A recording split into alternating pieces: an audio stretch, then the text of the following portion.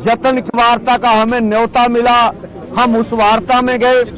हमने हाथ बांध के केंद्र सरकार को ये निवेदन किया कि आप हमारे साथ बैठकर हमारे मसलों का हल कीजिए।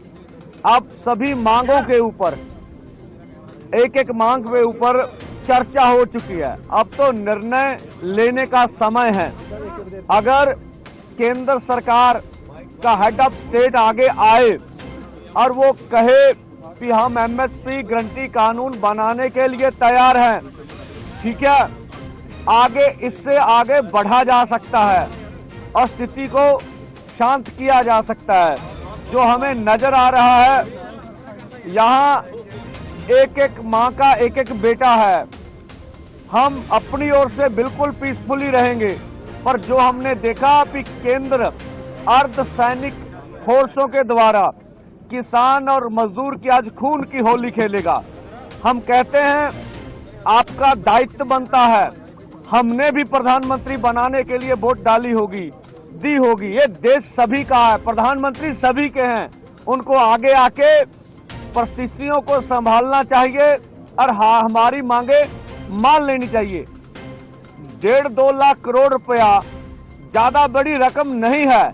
इसके ऊपर 60% किसान निर्भर कर रहे हैं। खेत मजदूर जोड़ लें तो देश की 80% आबादी बनती है। तो हमारी पूरा प्रयास है कि पीसफुली रहेंगे, अथवा अगर केंद्र को ऐसा लगता है अभी मांग मानने में कोई उसे दुचित्ती आ रही है, तो हम कहते हैं प्रधानमंत्री जी, संविधान की रक्षा करना आपका दायित्व है। आप संविधान की रक्षा कीजिए।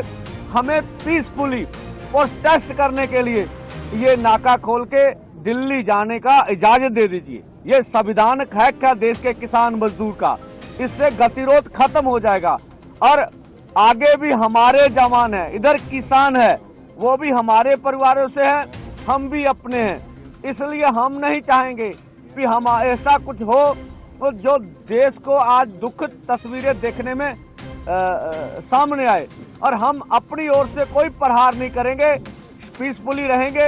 अब केंद्र के पाले में कि वो आने वाले समय में क्या फैसला करते हैं। जैसे साहब ने बताया कि हमारी मंशा किसी तरह का भी अशांति पैदा करना हमारा निशाना नहीं है, ना कोई हमारी इसके ऊपर कोई ऐसी इशू है कि हम तो ऐसा किए बगैर रह नहीं सकते। लेकिन बात ये है कि हमने दिल्ली जाने का प्रोग्राम बनाया, ये आज से नहीं बना, ये 7 नवंबर की हमने कॉल दे रखी है। 7 नवंबर से लेकर अगर आज सरकार ये कहे कि समय कम है हमारे पास, तो मुझे लग रहा है सरकार की ये टाल मटोल की नीति है। सरकार को ऐसा ना करते हुए देश के किसान मजदूर के पक्ष में फैसला लेना चाहिए। किसान देश का किसान है, देश के किसान ने देश को सेल्फ डिपेंड किया है, दिन रात मेहनतें की हैं। 7 लाख के करीब आज तक किसान सुसाइड कर चुका है। लेकिन ऐसे हालात में भी अगर सरकार किसान से बात करने की बजाय ऐसा प्रबंध करे कि किसानों को रोकने के लिए इतने बड़े बैरिकेड्स लगाएं, तो ये उचित बात नहीं होती।